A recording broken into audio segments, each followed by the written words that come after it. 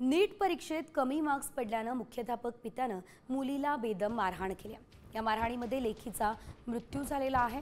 तर सांगलीमधील आटपाडी तालुक्यातील ही धक्कादायक घटना असल्याचं देखील आपल्याला बघायला मिळतंय। 12वी मध्ये शिकणाऱ्या साधनाला नीट परीक्षेमध्ये कमी गुण मिळाले असं विचारत माध्यमिक शाळेत मुख्याध्यापक असणाऱ्या पित्यानं आपल्या पोटच्या मुलीला लाकडी खुंट्यानं बेदम मारहाण केलेली आहे।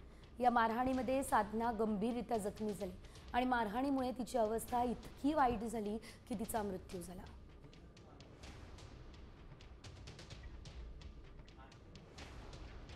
तर साधना भोसले आटपाडीच्या नेलकरंजीमधील विज्ञान शाखेची विद्यार्थिनी आहे।